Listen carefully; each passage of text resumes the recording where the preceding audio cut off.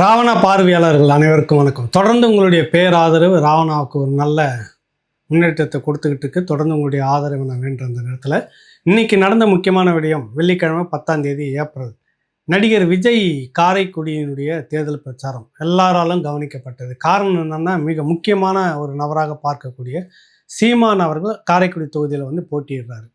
அந்த தொகுதியில் ஏற்கனவே வந்து போட்டியிடுறது அதிமுக கூட்டணியில் தமுமுகவும், இந்த பக்கம் காங்கிரஸ் வேட்பாளருமாக போட்டியிடுறாங்க. அதுக்கு அடுத்ததுன்னு பார்த்தீங்கன்னாக்கா டிவிகே அப்படிங்கிற பிரபு ரொம்ப காலத்துக்கு முன்னாடி அங்கே திட்டமிட்டு தனக்கு இந்த தொகுதி வேண்டும் என்று வேலை செய்துக்கிட்டு இருந்த மருத்துவர் பிரபு அவர்கள் பண்ணிட்டு இருந்தார்.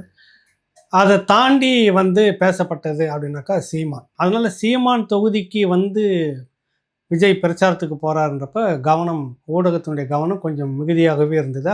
அதில் மாற்று கருத்து இல்லை. இப்போ என்னன்னா, விஜய் அந்த காரைக்குடியில் போய் ஏன் பேசாமல் வந்தார் அப்படின்ற ஒரு கேள்வி இருக்குது. என்னன்னா, அதிகபட்சமாக போன தடையை மீறி பேசினா என்ன நடக்கும்னா வழக்கு தான் வரும், வேற ஒன்றும் வராது. இல்லைங்க நான் வந்துட்டேன், இங்கே பேசிட்டு தான் போகணும், 5 நிமிஷம் அதிகமாகலாம் பேச போகிறதில்ல விஜய். 15 நிமிஷம் 18 நிமிஷம் 16 நிமிஷம் இப்படி தான் பேசிக்கிட்டு இருக்கிறாரு. நீங்கள் வேணால் ஒரு 5 நிமிஷம் கூட பேசிட்டு வந்திருக்கலாம், ஒன்றும் பிரச்சனையே இல்லை. ஸ்கிரிப்ட் தான் இருக்குது, பேசிட்டு வரல என்ன கஷ்டம் இருக்குது. வழக்கு வரும், பார்த்துக்கலாம், ஒன்றும் பிரச்சனை இல்லைன்னா தாமதமாக வந்தால் இல்லை ஏதோ காரணம் சொல்லி வழக்கு நடத்திட்டு போகலாம், அதில் ஒன்றும் பிரச்சனை இல்லை. ஏன் பேச தயங்கினார்னு அவருக்கு கொடுக்கப்பட்டது 12லேருந்து 2:30 வரைக்கும் நேரம் கொடுக்கப்பட்டிருக்குது. ஆனால் 2:45 கிட்டத்தட்ட தான் போய் அவர் சேர்றாரு. கொடுத்த நேரம் 12 மணிக்கு தொடக்கம், அதிலிருந்து இருக்குது. இப்போ போய் சேர்ந்து இங்கேருந்து கிளம்பும் போதே அவர் திருச்சியிலேருந்து அதிகமாக போனாக்கா ஒரு 1.5 மணி நேரம் அவ்வளோ இருக்கும், அவ்வளோதான். அதிகமாக போனாக்கா திருச்சியிலேருந்து புதுக்கோட்டை ஒரு 45 கிலோமீட்டர், புதுக்கோட்டையிலேருந்து காரைக்குடிக்கு ஒரு 35-36 கிலோமீட்டர் நினைக்கிறேன், அவ்வளோதான். இது பயணித்து போயிருக்கலாம், அவர் ஒன்றும் இல்லை. இப்போ அதுவும் இல்லாமல் அவருக்கு வழிநெடுக்க ஒரு சிக்கலை பார்க்க முடிஞ்சுது. ராவணா அவரை காரைக்குடி போய் சுற்றுப்பயணம் செய்துட்டு வந்து பேசினப்போ முதல்ல சொன்ன வார்த்தை, அவருக்கு நகர பகுதிகளில் தான், முக்கிய நகர பகுதிகளில் அவருக்கு டிவிகேவுக்கு ஒரு பேசுபொருளாக சில இளைஞர்கள் இருக்கிறாங்க கூட்டமாக பேசுறதுக்கு. கிராமப்புறங்களில் வந்து இல்லை உங்களுக்கு எப்போவுமே, அது இங்கே தான் இல்லை, காரைக்குடி தொகுதின்னு தான் இல்லை, தமிழ்நாடு முழுக்க இந்த இது இருக்குது. தம்பி முத்துப்பாண்டி அவர்கள் கிட்டத்தட்ட ஒரு 5,000 கிலோமீட்ரு முதல்ல ஒரு பகுதியாகவும் பிறகு ஒரு பகுதியாகவும் போயிட்டு வந்தார். மொத்தமே சேர்ந்து ஒரு 4,000 கிலோமீட்டர் 5,000 கிலோமீட்டருக்கு மேலே பயணிச்சிருக்கிறாருன்னு நினைக்கிறேன். அப்போ அவர் கண்டு வந்ததை கூட இங்கே பேசியிருந்தார், அவரும் ஒரு பதிவு போட்டிருந்தார். கிராமப்புறங்களில் வந்து விஜய்க்கான கட்டமைப்பு இல்லை, அந்த இது கிடையாது, நகரப்பகுதிகளில் தான் அந்த பேசுபொருளாக இருக்குதுன்னு. நம்ம காரைக்குடி பயணம் போயிட்டு வந்தது தான் அதை பயணம் பண்ணிட்டு. இப்போ திருச்சியிலிருந்து போகக்கூடியவர் அவருக்கு வந்து வழிநெடுக்க பார்த்தீங்கன்னாக்கா அது எல்லாமே வந்து கிட்டக்க இருக்கக்கூடிய பகுதிகள், புதுக்கோட்டை, அது ஒன்றும் அவ்வளோ வித்தியாசம்லாம் இருக்குது. வழிநெடுக்க கூட்டம் இருந்து மக்கள் அவரை பார்க்கணும்னு நினச்சிருந்தாங்கன்னா, முடிவு பண்ணியிருந்தாங்கனாக்கா 2 பக்கமும் கடல் அலை மாதிரி கூட்டம் இருந்திருக்கும். ஆனால் இங்கே என்னென்னா, அவர் வண்டி மட்டும்தான் போகுது, பின்னாடி வந்த அந்த வாகனங்கள் வெளியூர்லேருந்து மற்ற வாகனங்கள்லாம் ஒருங்கிணைப்பு பண்ணியிருந்த நிர்வாகிகள் எல்லோரும் சேர்ந்து பின்னாடி வர அந்த கூட்டத்தை தாண்டி மக்கள் இரு பக்கமும் இருக்கக்கூடிய அந்த இது ஒன்றுமே இல்லை, வெறிச்சோடி இருந்தது. அதுவே அவருக்கு ஒரு அளவில் ஒரு செட்பேக் அப்படின்னு நினச்சிருக்கலாம். அப்புறம் அது யுத்தி வந்து அதை மாற்றுறாரு. வழியிலேயே ஏற்கனவே திட்டமிட்டு இருந்திருக்கலாம், இந்த சைக்கிள் ஓட்டக்கூடிய யுத்தி, அதுக்குன்னு ஒருத்தர் சைக்கிள் கொடுக்குறாரா, இன்னொரு ரசிகர் வந்து வேறு ஏதோ வண்டி கொடுக்குறாருன்னு வச்சுக்க, கட்ட வண்டிலாம் அதே எடுத்து ஓட்டிகிட்டு போகிற ரோட்டில். இந்த கேள்வி இருக்குது இல்லை, உங்களுக்கு ஒரு பரிசு கொடுக்குறாங்கன்றதுக்காக உடனே இறங்கி அது என்னென்னா, அது ஒரு தேர்தலில் அது ஒரு கவனத்தை ஈர்க்கக்கூடிய விடயம் அப்படின்னு அவர் பார்க்குறாரு. ரசிகர் வந்து சைக்கிளை கொடுத்தாரா, அந்த சைக்கிளை எடுத்து ஓட்டிக்கிட்டு வராரு. அதில் பட்ட பாடம் அப்புறம் பெரும்பாடாக போச்சு. வடிவேல் இதுவா ஐயோ அம்மான்ற மாதிரி ஒரு கதை வரல, அதெல்லாம் மீம்ஸுக்கு போட்டுட்டு இருந்தாங்க, தேவையா அந்த வேலை அப்படின்னு. ஏதோ செய்து பார்த்தாரு, கூட்டம் வந்து இல்லை. திரும்ப அந்த காரைக்குடியில் தேவர் சிலை பக்கத்தில் சந்திப்பில் தான் அந்த கூட்டம் பார்த்தீங்கன்னா, ஒரு பெரிய அளவில் ட்ரோன் ஷாட்டில் வந்து எடுத்தோம்னா அது பெரிய அளவில் கூட்டம்லாம் இல்லை அந்த சந்திப்பில். அப்புறம் இந்த லாங் ஷாட்டில் காட்டுறப்ப கூட்டம் இருக்கிற மாதிரி எல்லாமே காட்டுறாங்க. அதே இடத்துல சீமான் அவருடைய கூட்டம் ஒன்று நடந்தது பக்கத்தில் அந்த இடத்துல. அப்போ ஒன்றுமே இல்லை, ஒரு இதுவும் இல்லை. மற்ற இடங்களில் பிரச்சாரம் செய்துட்டு வந்து அந்த இடத்துல ஒரு பொதுக்கூட்டம் போடுற மாதிரி தான் போட்டிருந்தாங்க. ஒரு பகுதி முழுக்க போக்குவரத்து முழுக்க நிறைஞ்சி அந்த ரோடு முழுக்க ஒரு பெரும் கூட்டமாக இருந்தது. அதுபோல் இந்த பக்கம் இன்னும் மற்ற நிர்வாகிகள் போனாலும் அவ்வளோதான் இருக்கும். இவருக்கு ஒரு ஏற்பாடாக செய்திருந்தும் கூட அந்த இடத்துல கூட்டம் கம்மி தான் மற்ற இடத்துல. இதற்கு முதல்ல ஒரு இடத்துல வந்து தொடக்கத்தில் இருந்தது, போக அடுத்தது நெல்லையில் கூட பார்த்திங்கன்னா கிட்டத்தட்ட 10 மாவட்டங்களுக்கு மேலே ஒரு ஆர்கனைஸ் பண்ணி கொண்டு போனதான், ஒருங்கிணைப்பு பண்ணி அந்த இடத்துல கொண்டு போய் நிறுத்தின கூட்டம் தான் நெல்லையில் நீங்கள் பார்க்க முடிஞ்சது. அதுவே தொடர்ச்சியாக என்னன்னு சொல்லிகிட்டே இருக்கிறோம். இன்னும் ஒரு 5-6 பயணங்கள் வந்து போனார்னா மக்கள் வந்து கூட்டம் இருக்காது. அவ்வளோதான். ரசிகர் சினிமாவில் இருந்தார், எப்படி இருக்கிறார் பார்க்குறது. இதுதான் கூட்டம், பெருங்கூட்டம் வர்றதுக்கு காரணத்தில் இது ஒன்று. அடுத்தது அந்த கட்சி நிர்வாகிகள் தன்னுடைய இதை வந்து விட்டுடக்கூடாது அப்படின்றதுக்கு தான் எல்லா இடத்துலையும் இந்த ஒரு ஒருங்கிணைப்பு பண்ணுறது. இப்போ இவர் வந்து என்னென்ன அதெல்லாம் எனக்குன்னு ஒன்றும் வேண்டியதில்லை, அங்கே வர கூட்டம் வரட்டும், நீங்களாம் தேர்தல் வேலையில் அவங்கவுங்க தொகுதியில் நீங்கள் வேலையை பார்த்து வாக்குகளை கூடுதலாக எடுக்கிறதுக்கு வேலையை பாருங்கள், வெற்றி பெறுவதற்கான வேலையை பாருங்கள் அப்படின்னு இந்த பக்கம் சீமான் சொல்கிறது. எடப்பாடி தரப்பில் போகிற இடத்துல என்ன கூட்டம் வருதோ அந்த கூட்டம் வந்துட்டோம், ஆர்கனைஸ் பண்ணி கொண்டுட்டு வராதிங்க அப்படின்றது ஒரு பக்கம். இருந்தாலும் அது வழக்கமாக திராவிட கட்சிகளுக்கே உண்டான ஒரு இது வந்து சேர்ந்துடும், அங்கே ஒரு மாதிரி கொண்டு வந்துடுவாங்க. திமுக சொல்ல வேணாம், அந்த 300 ரூபா கொடுத்து குட்டி யானையில் கொண்டு வந்து அங்கே இறக்குறது, அது கண் கூட எல்லா இடத்துலையுமே பார்த்துட்டு இருக்கிறோம். 2 மணி நேரத்துக்கு 300 ரூபா அவங்க கையில் கொடுத்துருவாங்க. அந்த 2 மணி நேரம் வாகனத்தில் கொண்டு போய் இறக்குறது திமுக யுக்தி. அதே வேலையை தான் விஜய்க்கு நடந்திருக்குது. வேற ஒன்றும் புதுசாக அந்த இடத்துல பண்ணலை. அவர்கள் ஆட்களை அழைச்சிக்கிட்டு வராங்க, அங்கேருந்து அழைச்சிக்கிட்டு வந்து எல்லாம் சேர்ந்து ஒவ்வொன்றும் கூப்பாடு போட்டு கத்திட்டு போகிற அந்த போக்கு தான் இருக்குது. சாண்டி எதனா ஒரு விஷயம் சாதிச்சிருக்கிறாருன்னு இது வரைக்கும் இல்லை. இதான் நடந்திருக்கு. அடுத்தது ஏன் அந்த இதில் 2 வார்த்தை பேசிட்டு வந்திருக்கலாம் சீமானுக்கு எதிராக. அங்கே பிரதான வேட்பாளர் சீமான் தான். ஏற்கனவே அந்த கட்சி சார்பாக அந்த இதில் பெரிய அளவுக்கு தமிழ்நாடு முழுக்க பேசப்பட்ட வேட்பாளர்கள் அங்கே இல்லை. உங்களுக்கு அங்கே வந்துட்டு அதிகபட்சமாக பேசு பொருளாக இருப்பது சீமான் காரைக்குடி தொகுதியில். நீங்கள் அங்கே குறைஞ்சபட்சம் 2 வார்த்தையை பேசிட்டு வந்திருக்கலாம். ஏன் பேசலை? அச்சம் காரணமா, தயக்கம் காரணமா அப்படின்னா என்னென்னா, இது வரைக்கும் நீங்கள் டிவிக்காரனுடைய எல்லா நிகழ்ச்சிகளையும் நீங்கள் பாருங்கள், எந்த இடத்துலையுமே அவர் சீமானை தாக்கி பேசுறது இல்லை. என்ன காரணம்னா, அது ஒரு பேக் ஃபயர்னு சொல்லுவாங்களா, ஒரு தனக்கு தானே தீ வச்சுக்கிறதுன்னு, அதுதான் நடக்கும். நீங்கள் இது வரைக்கும் பிரச்சாரம் பண்ணுறீங்க, ஓகே, பிரச்சனை இல்லை. திமுகவுக்கு எதிராக பேசுகிறீங்க, திராவிட கட்சிக்கு எதிராக பேசுகிறீங்க, பாஜகவை பேசுகிறீங்க, எல்லாம் ஓகே. காங்கிரஸை பேசுகிறதில்ல, எல்லாம் சரிதான். விஜய் சம்மந்தம் இல்லாமல் சீமானை ஏன் சீமான் மேலே இப்போ கிராமங்களில் போய் நீங்கள் எங்கே கேட்டாலும் வந்து சொல்கிறாங்க, சீமானை வந்து தெரியுது எல்லாருக்குமே. அதிமுக அடுத்தது இப்போ இருக்கிறத பேசுறது வந்து திமுகவா ஐயோ அப்படின்றாங்க. அதிமுகனா அந்த மனுஷன் வந்து எதுவும் பெரிய பிரச்சனைலாம் இல்லை அப்படின்றத சொல்கிறாங்க. சீமானை அப்படின்னு கேட்குறப்ப சீமான் எல்லாத்துக்கும் குரல் கொடுத்துக்கிட்டு தான் இருக்கிறார். ஓட்டு போடுவீங்களா அப்படின்னு கேட்குறப்ப பொதுமக்கள் அந்த 3வது அடுக்கு இருக்காங்களா கேட்கும்போது சிலர் தயங்குறாங்க, சில பேர் வந்து போடலாம் யோசிக்கலான்றாங்க, சில பேர் மட்டும் போடலாம் அப்படின்றாங்க. இதுதான் இங்கே இருக்கக்கூடிய ஊசலாட்டம். அது இந்த 10 நாள் பிரச்சாரத்தில் அது உடையும். இதுதான் அங்கே இப்படி இருக்கக்கூடிய அந்த இடத்துல இவர் எல்லா பிரச்சனைகள்லையும் வந்து பங்கெடுத்துட்டு வராரு சீமான். இது தமிழ்நாட்டில் ஒரு 100 போராட்ட களம் இருக்குதுன்னா கிட்டத்தட்ட 99 போராட்ட களம் அவர் எல்லாத்துலேயும் பங்கெடுத்திருப்பார்.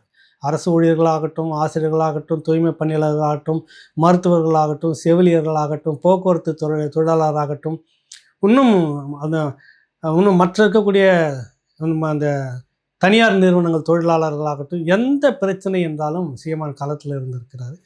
அதை சார்ந்து எல்லாருக்குமே ஒரு பிரச்சனை வந்திருக்கிறாரு, ஓட்டு போடலாமா இல்லாமல் யோசிக்கலாம்பா. நம்ம பரம்பரையாக திமுக, நம்ம பரம்பரையாக அதிமுக, நம்ம பரம்பரையாக தமுக அப்படின்னு சில பேர் இருந்திருப்பாங்கல்ல. அந்த மாதிரி இருக்கிறவங்களே சீமானை வந்து யோசிக்கலான்ற இடத்துல கொண்டு வந்து வச்சுருக்காங்க. ஏன் கன்சிடர் பண்ணக்கூடாதுன்னு ஒரு தயக்கத்தில் இருக்கிறேன். இந்த நேரத்தில் விஜய் அங்கே போய் சீமானை நீங்கள் தாக்கி பேசியிருந்தாருன்னா, 2 வார்த்தை ஏதோ பேசியிருந்தாருன்னா, அவருக்கு என்ன ஆகுன்னா, சம்மந்தம் இல்லாமல் எதற்கு வந்து பேசுகிறது. காரைக்குடி தொகுதி சீமான் போட்டிக்கிறார், சரி உனக்கு போட்டி யார், அதை விட்டுட்டு இங்கே ஏன் நீங்கள் சீமானை பேசணும் அப்படின்ற கேள்வி வந்துட்டு எல்லாம் அந்த யோசிக்கலான்னு இருக்கக்கூடிய மக்கள் இருக்காங்கள்ல, டிவிகேவுக்கும் ஒரு ஆதரவு நிலைப்பாடு இருக்கிற எல்லாருமே மாறுவாங்க. சம்மந்தம் இல்லாமல் சீமான் வந்து உங்களை பேசுகிறாரு, கலாய்க்கிறாரு, போகிற விஷயம் அது வேறு விஷயம். ஆனால் அவர் மக்களாக நின்று எல்லா போராட்டத்திலையும் பங்கெடுத்துக்கிட்ட ஒருத்தரை போய் எதுக்கு இந்த மனுஷன் பேசிட்டு வரணுன்ற கேள்வி இருக்கும். அந்த தயக்கமாக இருக்கலாம். அடுத்தது எனக்கு தெரிஞ்சு நான் அதுதான் நினைக்கிறேன். இது தேவையில்லாமல் ஒரு சர்ச்சையை எதுக்கு மாட்டணும் அப்படின்னு நினச்சிருக்கலாம். மற்றபடி அந்த நேரம் கடந்து விட்டது, அதனால் பேசு, வாழ்க்கை வரட்டும், என்ன இருக்க போகுது, இது ஒரு விஷயமும் இல்லையே. ஒரு 2 நாட்களுக்கு முன்னாடி சோழிங்கநல்லூரில் அந்த நேரம் கடந்துக்கிட்டு இருந்தது, ஒரு 5 நிமிஷமே 8 நிமிஷமே கூடுதலாக வந்துட்டு இருந்தது. வழக்கு போடுவாங்கன்ற மாதிரி தான் நிறுத்த சொல்லியிருந்தாங்க. அவர் பேசிட்டு தான் வந்தார், 8 நிமிஷம் ஆனாலும் பரவாயில்ல அப்படின்னு சொல்லிட்டு. கொஞ்சம் நேரம் கூடுதலாகனா பேசுனா வழக்கு வரும். வழக்கு வாங்குறதுக்கு என்ன தயக்கம் இருக்குது? ஆக நம்பி ஆர்கனைஸ் பண்ண டிவிகேனுடைய அந்த தோழர்களை எல்லாமே இவர் ஏமாற்றிட்டு வந்திருக்கிறார். அதுதான் விஷயம். பிரபு வந்து ஏற்கனவே திட்டமிட்டு வேலை செய்துக்கிட்டு இருந்தார். மிகப்பெரிய அளவில் அவர் வந்து புஷி ஆனந்தோட நெருக்கத்தில் இருக்கிறாரு. மற்ற பெரிய பெரிய விஐபி முக்கியமான நபர்களிடம் வந்து கட்சிக்கு நிதின்ற பேரில் வாங்கினதெல்லாம் சொல்ல வராங்க. அது மாதிரி நடந்திருக்கலாம். அதுக்காக அந்த இடத்துக்கு அவர் போய் பேசிட்டு வரணும். அது ஒரு பாயிண்ட்டாக வச்சுக்கிட்டு பேசணும்னு போயிருக்கலாம். ஆனாலும் இதை நினச்சிக்கிட்டு அவர் வந்திருக்கிறார் விஜய். இது பேசி சீமானை பேசி தேவையில்லாமல் சிக்கலுக்குள் வரணுமான்ற கேள்வி. இது வந்து ஒரு பேசு பொருளாக பார்க்கிறது எல்லாரும். ஏன் பேசாமல் விட்டால் என்ன காரணம்? எந்த காரணமும் கண்ணுக்கு தெரியல. ஆனால் பேசாமல் வந்திருக்கிறாரு. வழக்கு தானே அப்படின்னா வழக்கு பேசியிருக்கலாம், ஒன்றும் பிரச்சனையே இல்லை, தாண்டி பேசியிருக்கலாம். இது ஒரு பிரச்சனை இன்றைக்கி பேசு பொருளாக இருக்கிறது. இன்னொன்று 2 அழுகாட்சி சகோதரிகள். ஒன்று நாடாளுமன்ற உறுப்பினராக இருக்கக்கூடிய அன்புக்குரிய சகோதரி தமிழிசை தங்கப்பாண்டியன், இன்னொருத்தர் கனிமொழி என்விஎன் சோமு அவர்கள் வந்து என்விஎன் சோமு இருக்கிறதா அவங்களுடைய மகள் கனிமொழி. அவங்களாம் 2 பேருமே சேர்ந்துக்கிட்டு எடப்பாடியார் பெண்களை வந்து கொச்சைப்படுத்தி விட்டார்.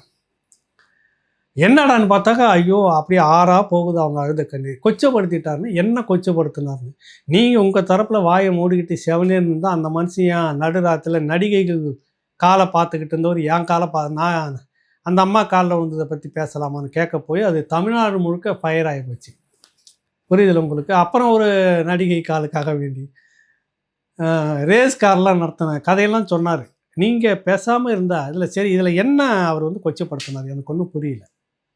நீங்கள் அவரை காலில் விழுந்ததை அந்த கட்சியினுடைய தலைமை, ஒரு தலைவர், அதுவும் பெண் தலைவர், ஆணாதிக்கத்தை போட்டு நசுக்கியவர் செல்வி ஜெயலலிதா. அப்படிப்பட்டவருடைய காலில் விழுந்ததுக்கு இவர்கள் வந்து கொண்டாடணும். ஏன்னா பெண் முற்போக்கு அதிகம் பேசுகிறது திமுக தானே, கொண்டாடி இருக்கணும். ஆனால் எங்கே பார்த்தாலும் காலில் விழுந்தார் எடப்பாடி, காலில் விழுந்தார் எடப்பாடி, ஜெயலலிதா காலில் விழுந்தார்னா அப்போ நீங்கள் வந்து அந்த பெண் விடுதலை, அந்த பெண் முற்போக்கு இதை கொச்சப்படுத்துறீங்கன்னு அர்த்தமா? எந்த அடிப்படையில் இவங்க வந்து பேசுகிறாங்க? செல்வி ஜெயலலிதாவும் சசிகலா அவர்களும் திருக்கடையூர்ன்ற இடத்துல வந்துட்டு ஒரு சம்பிரதாயத்துக்காக அவங்க ராசிக்காக ஏதோ செய்தாங்க. இப்போ இந்த துர்கா ஸ்டாலின் அம்மா இருக்காங்கல்ல, அவங்க போய் எல்லா இடத்துலையும் யாகம் அது இது பண்ணுற மாதிரி அங்கே செய்தாங்க. அங்கே இன்னொரு மாலை இருக்கிறது என்பதற்காக சசிகலாவுக்கு மாற்றப்பட்டது. அதுதான் அதை பற்றியான இது நிறைய வந்திருந்தது. அதை கொச்சித்தனமாக விமர்சனம் செய்தவர்கள் தானே நீங்கள். பெண்களை எந்த அளவுக்கு நீங்கள் நடத்திட்டு இருக்கீங்க? மேடைதோறும் கருணாநிதி உட்கார்ந்து கொண்டிருக்கும் போதே வெற்றி கொண்டான் அவர்கள் செல்வி ஜெயலலிதா அவர்களை இரட்டை அர்த்தத்தில் மிக கேவலமாக பேசி கொண்டிருந்த போது கைத்தட்டிட்டு இருந்த கும்பல் தானே நீங்கள். சொல்லுங்க, நீங்கள் எவ்வளவு முடியுமோ அவ்வளவு. உங்களுக்கு ஒரு மிக பெரும் ஒரு ஆளுமை, இந்திய அரசியலிலே ஒரு மூத்த தலைவர் அப்படின்னு பேசப்பட்ட கருணாநிதி அவர்கள், அவர்கிட்ட கேட்குது ஊடகம், உங்களுக்கு செல்வி ஜெயலலிதாவிடம் பிடித்தது என்னன்னா எவ்வளோ இருக்குது, ஆணாதிக்கத்தை போட்டு காலில் மேசி காலில் உழுங்கடான்ற மாதிரி நிறைய விஷயங்கள் சொல்லியிருக்கலாம். ஒரு சிங்கம் மாதிரி நின்றுக்கிட்டு அவர் அரசாட்சி பண்ணிட்டு போயிருந்தாங்க. எவ்வளோ விஷயங்கள் சொல்லியிருக்கலாம். எனக்கு பிடித்தது அவருடைய நடனம் தான். கொச்சப்படுத்தினது யார்? நீங்கள் பெண்கள் எடப்பாடியார் கொச்சப்படுத்திட்டா இன்றைக்கி வந்து உட்காந்துட்டு பேட்டி கொடுத்துட்டு ஒப்பாரி வைக்கிறீங்க. பெண்களை முதல்ல திமுக வந்து மதிக்கட்டும். ஒரு பெண் காலில் விழுந்தது வந்து பெரிய விடயமே இல்லை. கடந்த தேர்தலில் உதயநிதியை வந்து எடுத்துகிட்டு போனது செங்கல், எய்ம்ஸ் ஹாஸ்பிட்டல் செங்கல். அந்த செங்கல் இங்கே தமிழ்நாடு முழுக்க வச்சு சுற்றி ஓட்டு கேட்டுட்டு எய்ம்ஸ் ஹாஸ்பிட்டல்லேருந்து அடிக்கல் நாட்டிட்டாங்க. அந்த ஒத்த செங்கலும் நான் தூக்கிட்டு வந்துட்டேன், மோடி அரசு ஏமாற்றி விட்டதுன்னெலாம் கதை விட்டு என்னென்னோ எங்கே பார்த்தாலும் முட்டையை காட்டுவார், செங்கலை காட்டுவார். அப்புறம் அந்த செங்கலில் வந்து நீ டெல்லிக்கு போய் மோடி சந்திச்சப்பல ஏம்பாங்க எடுத்துமோ இந்த செங்கல் என்னாச்சு மோடிஜி அவர்களே அப்படின்னு ஒரு முறையும் கேட்கல. அதுக்கு மட்டும் இங்கே மறந்து வச்சுட்டு போயிடுவாங்க போக்கு. எவ்வளோ கொண்டுட்டு போகிறீங்க வெளி இடத்துக்கு, வெளி மாநிலத்துக்கு, வெளிநாடுகளுக்கெல்லாம். ஒரு செங்கல்ல கொண்டுட்டு போக முடியாது அவங்கள. கொண்டு போய் நேராக பிரதமர் மோடி கிட்ட நீங்கள் உட்காந்துன்னு இங்கே ரெய்டு வந்தால் அடுத்த நாள் போயிட்டான், அப்புறம் தமிழ்நாட்டு நலன் கருதி நாங்கள் வந்திருக்கிறோம் உங்ககிட்ட பேசுறதுக்குன்னு அப்படின்னு கதவை சாத்திட்டு காலில் விழுந்ததா சொல்லி விமர்சனம் வருதில்ல. ஏதோ பண்ணிட்டு வரீங்களா, அந்த செங்கலை கொஞ்சம் காட்டி இது என்ன ஆச்சுங்க அப்படின்னு கேட்டிருக்கீங்களா இல்லையா? உலகத்திலே வெள்ளைக்கொடை பிடிச்சிட்டு நீங்கள் மகாபலிபுரத்தில் அவரை கூப்பிட்டு விழா நடத்திட்டு குறுக்கு மறுக்காக நடந்துட்டு ஃபோட்டோவுக்கு போஸ் கொடுத்துட்டு இருந்தீங்க. தமிழ்நாட்டுக்கு வெள்ளித்தட்டில் வச்சு மருத்துவக் கல்லூரியை கொடுத்தவர் மோடின்றீங்க. ஆனால் இன்றைக்கி அந்த மருத்துவக் கல்லூரியை வாங்கிட்டு வந்த எடப்பாடியார் வந்து கொத்தடிமை இருந்தீங்க. இந்த பக்கம் காங்கிரஸ், செல்வ பெருந்தகை, இன்னும் மற்றவங்க திரும்ப பார்த்தீங்கன்னாக்கா அதிமுக வந்தால் இந்த கூட்டணி வந்துச்சுன்னா மோடி தான் அங்கே முதலமைச்சர், பாஜக சார்பாக தான் முதலமைச்சர். ஏம்மா நீங்கள் கூட்டணி வச்சுருந்தீங்க, அதான் சொன்னேன் வாஜ்பாய் கூட கூட்டணி வச்சுருந்தப்போ இங்கே வாஜ்பாய் யாருன்னா முதலமைச்சரை போட்டு உட்காந்துட்டு இருந்தாரா, இல்லை கருணாநிதி வாஜ்பாயினுடைய பாஜகவாக இருந்தாரா? இருந்திருக்கலாம் ஒரு வேளை. ஏன்னா ஆர்எஸ்எஸ் ஒரு நல்ல இயக்கம்னு சொன்னது அப்போ தான். குஜராத்தில் நடந்த இனக்கலவரம், அந்த முஸ்லீம் மத கலவரத்தில் இறந்தவங்கள பற்றிலாம் இங்கே பேசாதீங்கன்னு சொன்னது கருணாநிதி தான். அதுக்கு பிறகு தொடர்ந்து பாரதிய ஜனதா கட்சியை ஆதரிச்சுக்கிட்டு இருந்தது கருணாநிதி தான். ஒருவேளை பாஜகவின் பிரதிநிதியாக கருணாநிதி முதலமைச்சர் இருந்திருக்கலாம். கரெக்டாக இப்போ ஒரே அடியாக கூப்பாடு போடுறாங்க. அதிமுக வெற்றி பெற்றுவிட்டால் பாஜக மதவாத கட்சி, பாஜக தான் உள்ளே வந்து அதிகாரத்தில் இருக்குன்னு. அது என்னப்பா நீங்கள் ஜெயிக்கிறப்ப மட்டும் அவங்க வந்து இருக்க மாட்டாங்களா என்ற கேள்வி இருக்குது. இது தொடர்ந்து ஒரு பொய் பிரச்சாரமாக கட்டமைக்கிறது. இப்போ நேற்று கூட ஒரு இடத்துல பேசும்போது உதயநிதி வந்துட்டு யாரோ ஒருத்தர் கூட்டத்தில் கேட்குறாராம், கேட்க வைக்கிறாங்கன்னு ஒருத்தர் கேட்குறாரு, நாட்டில் எந்த பிரச்சனையும் இல்லை, ஏன்பா நீலாம் ஒரு மனுஷனா மின்சார கட்டணம் மாதமாக எடுக்கிறோன்னு சொல்லிட்டு பில்லு வந்து எடுக்கிறோன்னு சொல்லிட்டு இப்போ எடுக்கவே இல்லை, 67% உயர்த்தி வச்சுக்கிற கட்ட முடியல, வீட்டு வரிக்கு சொத்து வரிக்குன்னு இப்படி யாரும் கேட்கலையா? எடப்பாடி அந்த ஃபோட்டோ என்னாச்சு அப்படி கேட்குறாங்களா? நீங்களாம் என்ன கூட்டம்? நீங்கள் நாட்டில் உங்களுக்கு அந்த பிரச்சனையா? ஜெயலலிதா காலில் எடப்பாடி விழுந்ததா பிரச்சனை? அதுவும் அந்த கூட்டத்தில் கேட்கப்படணும். எப்படி செட்டப் பண்ணுறாங்க? உடனே அவர் சொல்கிறாரு, நீங்கள் கேட்குறீங்க, அவரை நான் காட்டினா அவர் கோச்சிக்கிறாரு, என் மேலே வந்து சொல்கிறாரு. ஆமாம், நீ எடப்பாடி வந்து ஜெயலலிதா காலில் விழுந்ததுன்னு சொன்னீங்கன்னாக்கா, நீ ஒருத்தர் காலுக்காக, ஒரு நடிகையினுடைய காலுக்காக கார் ரேஸ் நடத்தின, நடிகையினுடைய ஒரு காலை வேணாம் அது ராத்திரியில் பார்த்து அதுக்கு கமெண்ட் போட்டுக்கிட்டு இருந்தேன்ற எல்லாம் அவர் பேசுகிறார்ல. இந்த அசிங்கம் வேணுமான்னு ஏற்கனவே கேட்டிருந்தோம். நீங்கள் எதை பேசணும், மக்கள்கிட்ட எதை பிரச்சாரமாக வைக்கணும், இது வரைக்கும் செய்திருக்குதா திமுக? திரும்ப நம்ம பேசுகிறோம். நீங்கள் எதை எடுக்கிறீங்களோ அதுதான் உங்களுக்கு திரும்ப வேலையாகும். நீங்கள் எதை பேசுகிறீங்களோ இறங்கி நின்று அடிக்கிறாரு எடப்பாடி. அது பழைய இதில் ஒரு முதலமைச்சர் அதெல்லாம் இந்த பார்க்கறதில்ல. நீ இறங்குனா நானும் இறங்குவேன். இறங்கி போட்டு துவைச்சி எடுக்கிறாரு. உங்களுக்கு ஐயோன்னு கதறீங்க. வந்து நீங்கள் கேட்குறீங்க, நான் காமிச்சா அவர் படத்தை எடுத்து ஃபோட்டோ காமிச்சா அவர் கோச்சிக்கிறாரு, என்னையன்னு சொல்கிறாரு. இருந்தாலும் நான் காட்டுறேன்னு திரும்ப அதே தான். நீங்கள் எதனா ஒரு கொள்கையை சொல்லியிருக்கிறீங்களா? 5 வருஷத்தில் பெண்களை வந்து எப்படிலாம் நீங்கள் வந்து நடந்திருக்கு, பெண்களுக்கு எதிராக எவ்வளோ சம்பவம் நடந்திருக்கு, எவ்வளோ லாக்அப் டெத்து நடந்திருக்குது, இதை பற்றி நீங்கள் விளக்கம் எங்கேயாவது கொடுத்துருக்கீங்களா? இல்லை இதை பற்றி மக்கள் கேட்டால் நின்று பதிலை சொல்லுவீங்களா? நீங்கள் ட்ரெயினில் எழுந்து போகிறாருங்க அப்பாரு, இப்போ தான் ட்ரெயின் தெரியுது, மெட்ரோ ட்ரெயின் இப்போ தான் அவருக்கு கண்ணிலே தெரியுது, இப்போ தான் போய் நின்று ரோட் ஷோலாம் நடந்து போயிட்டு உங்கள் பிரச்சனை என்ன உங்களுக்கு குறை இருக்குது, எல்லாம் இப்போ தான் கண்ணுக்கு வருது. அதிகாரத்துக்கு வந்தோடனே சுருட்டி கொண்டுட்டு போகிறது நான் சொல்லலை. உங்கள் கட்சியில் மிக முக்கியத்துவம் மதுரையில் இருக்கக்கூடிய முக்கியமான மந்திரியை தான் சொன்னார், ஒரே வருஷத்தில் 30,000 கோடி அடிச்சிட்டாங்க, என்ன பண்ணுறதுன்னு தெரியாமல் இருக்கிறாங்கன்னு. மக்கள்கிட்ட நீங்கள் எதை பிரச்சாரமாக வைக்கிறீங்களோ அதுதான். பெண்களை வந்து மதித்து அவர் எப்பயுமே மதிச்சுட்டு தான் இருக்கிறார். பெண்களை கேவலப்படுத்திட்டு இருக்கிறது நீங்கள் தான் ஒரு முறையும். அதனால் இப்போ வந்து அவர் கொச்சப்படுத்திட்டார் எடப்பாடின்னு கூப்பாடு போட்டு பார்க்குறீங்க, பெண்கள்லாம் இறக்கி விட்டுட்டு. ஆனால் நீங்கள் ஏற்கனவே கடந்த காலங்களில் எவ்வளோ கொச்சப்படுத்தியிருக்கிறீங்க அதிமுகவையும், அந்த செல்வி ஜெயலலிதாவையும், தனிப்பட்ட முறையிலையும் எல்லோரும் சேர்ந்து எவ்வளோ கொச்சப்படுத்தி விமர்சனமாக பேசியிருக்கீங்கிறத இந்த நேரத்தில் நினச்சி பார்க்கணும். உங்களை அதிமுக, அண்ணா திராவிட முன்னேற்ற கழகம் அந்த அளவுக்கு பேசாமல் விட்டுருக்குதுன்னு சந்தோஷப்படணும். இப்போ மீண்டும் விஜய் விடயத்துக்கு, சீமான் விடயத்துக்கு வரும். காரைக்குடியில் சீமானுக்கு எதிராக விஜய் பேச தயங்கியது ஏன்? என்ன காரணம்னா, அவருக்கு வந்து பேசி விட்டால் அது வந்து ஒரு நடுநிலையாக இருக்கக்கூடிய பார்க்கலாம் அப்படின்னு கன்சிடர் பண்ணலான்னு சொல்லிட்டு சீமானுக்கு அதை அந்த வாக்கு வங்கி அப்படியே யோசிக்கலான்னு இருக்கிறாங்களோ அவங்கெல்லாம் கட்டாயம் மாறிடுவாங்க. அது நமக்கு ஒரு பின்விளைவாக இருக்கும் அப்படின்ற ஒரு காரணத்தால் மட்டும்தான் அவர் பேசாமல் வந்ததாக நம்ம நினைக்கிறோம். வேறு என்ன காரணம்னு இருக்குன்னு தெரியல. உங்களுக்கு தெரிஞ்சால் நீங்கள் பின்னாடி எழுதுங்க. இவ்வளோ தூரம் பயணப்பட்டு திருச்சியில் இறங்கி, அவ்வளோ தூரம் நீங்கள் காரில் பயணம் போய் காரைக்குடியில் இறங்கி திட்டமிட்டு உங்களுக்கு தெரியும் அந்த நேரத்துக்குள்ளாக போய் பேசி ஆகணும். அதிகமாக போனாக்கா ஒரு மணி நேரம் 1.5 மணி நேரத்தில் நீங்கள் போய் சேர்ந்துடலாம். 1.5 மணி நேரத்தில் ஒரு 1.5 மணி நேரம் அதிகமாக போனீங்கன்னாக்கா. ஆனால் நீங்கள் இவ்வளோ நேரம் எடுத்துக்கிட்டு வழியில் இந்த மாதிரி சைக்கிளிங்லாம் பண்ணிவிட்டு எதற்கு வேண்டுமென்று தாமதமாக சென்றார்? எனக்கும் புரியலை. உங்களுக்கு என்ன புரிஞ்சதுன்னா பின்னோட்டத்தில் எழுதுங்க. மீண்டும் ஒரு நிகழ்ச்சியில் சந்திப்போம். நன்றி, வணக்கம்.